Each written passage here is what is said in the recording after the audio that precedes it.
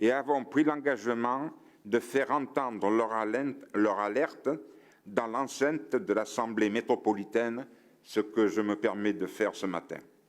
Notre groupe porte une autre politique industrielle basée sur l'innovation, en s'appuyant sur les compétences des salariés qui doivent avoir un droit de regard sur la gestion de l'entreprise. Depuis plusieurs années, nous portons aussi la création d'un pôle industriel autour des véhicules de demain, électriques et hydrogène. Plus que jamais, le site de Blanquefort a les ressources et le savoir-faire dans ces domaines et ne doit pas être abandonné aux appétits financiers de Magna, mais être à la pointe comme acteur industriel pour porter les transports propres de demain auxquels aspirent toutes les collectivités locales et qu'exigent les bouleversements climatiques que nous connaissons. Les responsables syndicaux que nous avons rencontrés, et j'en termine par là, ont été très sensibles à nos propositions et attendent beaucoup de notre métropole. Ce n'est pas un mot pour écrire. C'est vraiment, ils attendent beaucoup de nous en tant que métropole de Bordeaux. Aussi, je vous invite de nouveau, Monsieur le Président, ainsi que mes collègues, à être à l'initiative de rencontres avec ces salariés de Ford Getrag Transmission.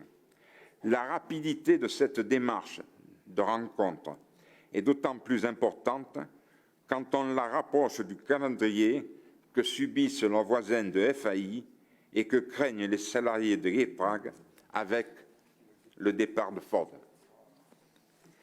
Voilà, chers amis, j'espère ne vous pas avoir pris trop la tête avec des chiffres, mais si on ne connaît pas le dossier, quand on connaît le dossier, on a peur, mais en même temps, on sait qu'il y a des possibilités de débouchés énormes.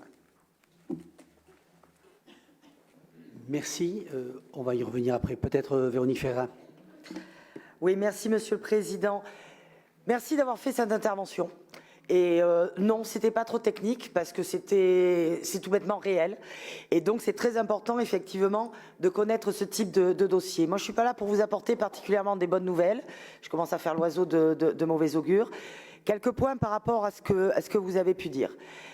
Je voudrais rappeler que la responsabilité des syndicats de Ford a toujours été exemplaire. Elle a été, elle continue à l'être. Depuis plusieurs jours, effectivement, il se passe dans l'usine des tensions qui n'existaient pas auparavant, parce qu'on est en période où chacun demande de plus et où derrière, alors qu'on arrive à la fin de la production, il y a des pressions de la direction sur les salariés pour qu'ils maintiennent un certain niveau de production, alors que c'était cette même direction qui leur avait proposé de rester chez eux le vendredi. C'est-à-dire qu'on arrive effectivement à des incohérences totale. D'un autre côté, le management qu'a fait Ford depuis des années ne nous étonnera pas beaucoup sur ce qui se passe aujourd'hui. Deuxième point, oui, l'usine d'à côté est très importante. La fermeture de FAI, c'est une catastrophe. Si dans 3 ans, c'est le tour de GFT, ça sera un séisme pour tout le département, tout Bordeaux Métropole et tout le département. Parce qu'à 840 personnes, on va effectivement en additionner 1200. J'ai déjà rencontré moi-même effectivement des représentants syndicaux. Je me suis rendue avec Madame la première vice-présidente du département, Christine Bost, sur site. C'était à l'automne dernier, si je ne dis pas de bêtises, à l'automne dernier. Et la plupart des inquiétudes que vous avez exprimées, je les partage. D'autant plus que on assiste à une sorte de copier-coller de scénario de ce qui s'est fait à FAI il y a quelques années. Avec d'un côté la direction de Ford, pas en direct, on ne les voit jamais. Ça, c'est le premier problème. Mais par intermédiaire, qui nous explique que tout va bien, donc on s'en va. Puisque la vente de l'actionnariat, c'est effectivement ça. On a une situation qui est totalement paradoxale avec une usine qui aujourd'hui tourne. Et une usine qui aujourd'hui se retrouve avec des difficultés de recrutement. en fait, avec des difficultés de recrutement parce qu'il n'y a pas un énorme savoir-faire industriel de ce type-là dans la région et ils ont du mal à recruter et du coup les formations se font un peu parfois à la va-vite pour pouvoir assurer le tout. Donc on a une grosse usine qui tourne, qui a des difficultés de recrutement, mais dont on sait tous que dans 2, 3, enfin dans pas si longtemps que ça, il risque d'y avoir des difficultés. Je pense qu'il est effectivement essentiel que nous rencontrions de façon officielle les personnes, les représentants syndicats de GFT. À titre personnel, je regrette qu'un seul syndicat ait fait valoir le droit d'alerte en ce qui concerne GFT, que les autres représentants syndicaux ne les aient pas suivis.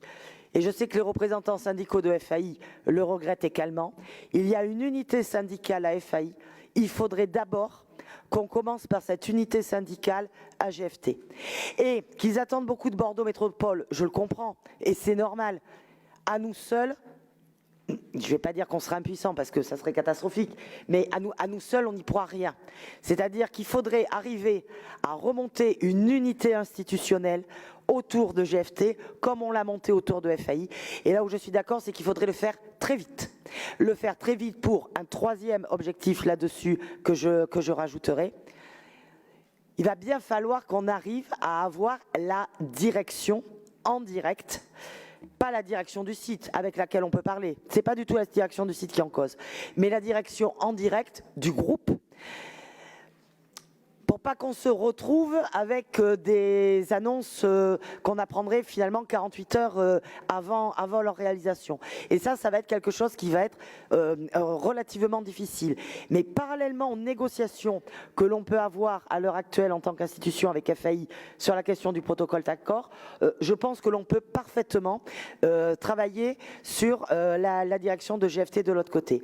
Et juste enfin pour terminer, ne pas être trop longue, vous savez qu'on a beaucoup travaillé sur un repreneur potentiel, Punch Powerglide, et que, notamment au moment quand on a discuté entre nous sur la négociation du protocole d'accord, se posait une question de est-ce que finalement on pourrait y arriver avec eux, même si FAI n'en a pas voulu. À l'heure où je vous parle, ça paraît extraordinairement compliqué, je crois qu'il ne faut pas se voiler la face. Punch Powerglide va avoir d'énormes difficultés à reprendre le site de FAI. Donc il va bien falloir faire une réindustrialisation du site, ça c'est indispensable, mais il va falloir trouver d'autres partenaires, car tel que c'est parti, je ne vois absolument pas comment ça pourra se faire avec Punch Powerglide, alors que j'ai fait partie de ceux ou de celles qui avaient soutenu le projet un maximum, sauf qu'à un moment donné, quand on est devant le mur, il faut savoir s'arrêter. Je vous remercie.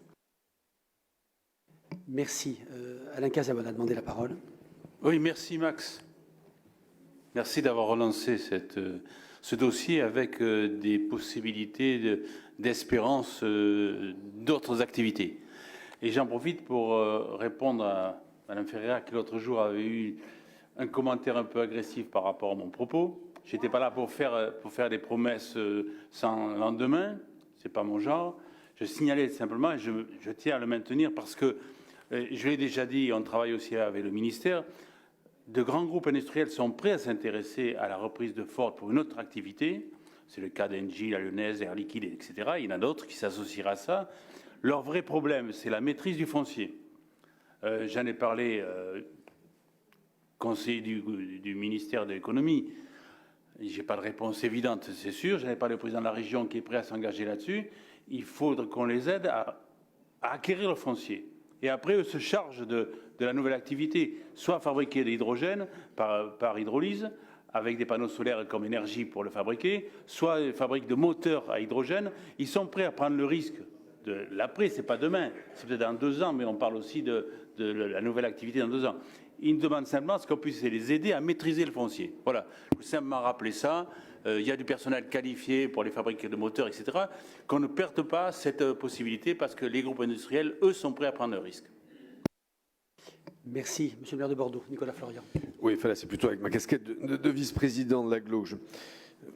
Pour rebondir sur les propos d'Alain Cazabonne, certes, la maîtrise du foncier, elle est dans les prospectives futures, mais il y a la maîtrise du foncier dans le cadre de l'accord que l'on doit passer, qui n'est toujours pas passé avec Ford. Et c'est peut-être pour moi le plus important, parce que aujourd'hui, le protocole qui nous est proposé, il y a les 20 millions d'euros prévus sur la revitalisation. Je rappelle d'ailleurs que si l'État avait dû rester sur ce que prévoit la réglementation, c'était 6 millions d'euros.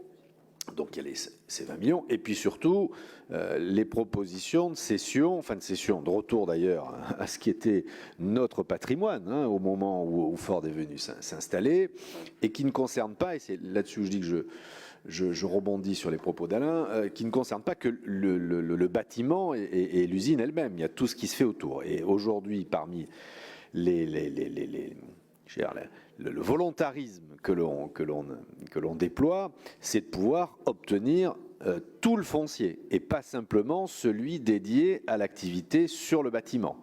Il y a notamment la parcelle qui peut être connectée au rail, toutes les parcelles autour, il y a ce qui concerne la production d'énergie, et ne pas se retrouver dans une situation où Ford garderait, la main sur un certain nombre de leviers fonciers autour, et nous-mêmes nous retrouvions avec des fonciers entre guillemets enclavés. Donc le foncier du bâtiment, oui, mais il y a tout le foncier. Et c'est l'objet des discussions un petit peu âpres, si je peux m'exprimer ainsi, que nous avons avec Ford, par le biais d'ailleurs du représentant de l'État et du délégué ministériel qui a été désigné sur ce dossier. Merci. Y a-t-il d'autres demandes de prise de parole? Gérard Chausset. Oui, Monsieur le Président, chers collègues, moi j'ai bien sûr bien entendu les propos d'Alain Casabonne. Et je rappelle qu'il y a quelques années, on avait proposé déjà un certain nombre de pistes, puisque il est vrai que sur notre territoire, nous avons beaucoup de compétences liées éparses avec l'aéronautique, avec même à Angoulême avec le roi sommaire. Enfin, on sait faire plein de choses. On a beaucoup de compétences qui peuvent être transférées en gros, sur les énergies renouvelables. Pourquoi pas l'hydrogène, mais aussi sur l'éolien, puisqu'on a beaucoup de savoir-faire qui peuvent être transposés, aussi bien dans le BTP que dans l'industrie. Donc, ne serait-il pas temps de demander une mission sur ce sujet-là, sur la réindustrialisation du site, quel que soit l'avenir de la seconde usine? On sait très bien que de toute façon, ça va être un feuilleton que l'on aura et que, bon, on n'en connaît pas l'issue et qu'on risque de repousser de 2 ans, 3 ans et qu'on ait encore pendant de longues années ce débat. Donc, peut-être faudrait-il anticiper, peut-être que c'est déjà fait, moi je ne suis pas au cœur du dossier, mais en tout cas de demander une mission sur la réindustrialisation de ce site à terme, sur ce site ou autour, ou aussi sur l'agglomération, en tout cas lié aux industries du renouvelable. Voilà. Et avec ce transfert de technologie que l'on a, avec des savoir-faire. Fabriquer des engrenages, c'est très utile pour l'éolien, aussi pour l'hydrogène. On est très bon dans le composite, c'est excellent pour également pour tout ce qui est éolien renouvelable. On a besoin de compétences dans le BTP, dans ce domaine-là, on les a. Donc lorsque l'on fait, on a SAFT, enfin voilà, lorsqu'on fait la somme de tous les savoir-faire liés à ce type d'industrie, je crois qu'on a de quoi faire, comme on dit aujourd'hui, un gros cluster sur ce domaine-là et essayer d'envisager l'avenir de façon positive. Merci. Je réponds tout de suite peut-être à Gérard Chausset. Cette mission, elle est prévue déjà. Elle est pratiquement clenchée avec la région. Elle fait partie du PSE, du plan de sauvegarde. Les 20 millions sur la table, ils servent aussi à ça, bien sûr. Donc, oui, mais sur ce thème-là, en tout cas, sur ce thème-là de réindustrialisation dans le renouvelable. Mais c'est tout à fait... Oui, d'accord, ça on peut le préciser, mais ça fait bien partie des choses que l'on envisage. Max Guichard souhaitait reprendre la parole. Merci. Pour rebondir sur ce qu'a dit justement Véronique Ferreira, il y a une difficulté au niveau de l'ETRAG par rapport à FAI, c'est que les organisations syndicales ne sont pas unies. Voilà. Mais je pense, pour en avoir discuté avec eux, je pense que s'ils sentent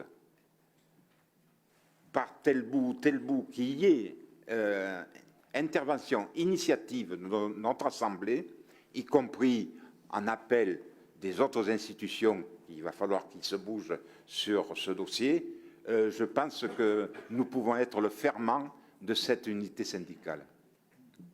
Voilà. Merci Max. On ne va pas prolonger trop, mais d'accord. Christine Boisse, mais Pardon, peut-être en je tant vais que pas première forcément vice-présidente du département. Je n'avais pas forcément prévu d'intervenir puisque tout a été dit et très bien dit par les uns et par les autres. Je voudrais juste dire à Max que les autres institutions se bougent sur ce dossier, que ce soit le département, la région, la ville de Bordeaux ou la métropole. Nous sommes tous ensemble dans ce combat depuis le début. Le président de la région le dit lui-même, tant que la situation n'est pas débloquée de façon... si on ne débloque pas la situation de façon rapide sur la question de l'unité foncière, on perd peut-être quelques possibilités de réindustrialisation, puisque le président indique qu'il a un certain nombre de pistes sous le coude, mais qui pourraient partir ailleurs si les choses ne se débloquent pas rapidement. Donc tout le monde est vraiment mobilisé. L'idée étant de permettre de retrouver de l'emploi pour les personnes qui aujourd'hui sont en train de le perdre, voire même d'aller plus loin. Et bien sûr, nous avons aussi tous la préoccupation de l'usine voisine qui est absolument inquiétante et on relaie l'ensemble des inquiétudes qui ont été évoquées ce matin.